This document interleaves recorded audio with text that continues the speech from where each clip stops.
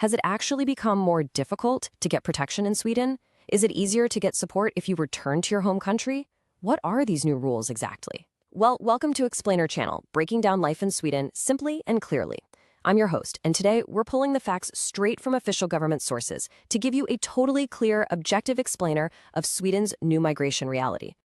Okay, so here's our roadmap for today's explainer.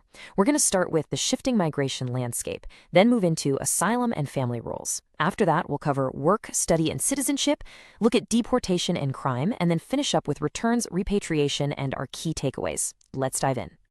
To make sense of all these dates and legal terms, I want you to picture 3 different folders on a desk. We'll use these to categorize everything today. Folder 1 is implemented, meaning the reform has officially entered into force. It is law today. Folder 2 is in progress. This means the matter has been thoroughly investigated and is super likely to be adopted by the Riksdag, the Swedish parliament, very soon. And Folder 3 is a proposal, meaning it's an ongoing investigation, and if it happens, it'll be further down the line, usually after the next parliamentary elections. Keeping these 3 buckets in mind will totally help you track the timeline of everything we're about to cover. All right, Section 1. Asylum and family rules. Let's look at how these regulations are shifting. So the absolute biggest theme here is the shift from permanent to temporary. After the major changes to Swedish asylum policy back in the fall of 2015, the whole standard shifted. For literally decades, getting a permanent residence permit was the main rule. It was the norm. But through temporary legislation that eventually became formalized in the Aliens Act back in July 2021, the new baseline became crystal clear. Time-limited temporary residence permits are now the standard for asylum seekers.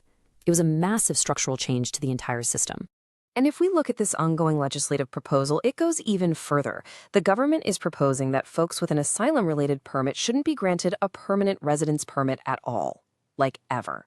This would effectively wipe out the possibility of permanent permits in asylum cases completely.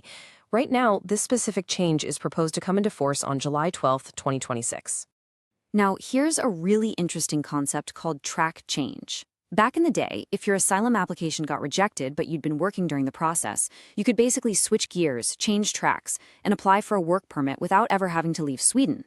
Well, on April 1, 2025, that system was totally abolished.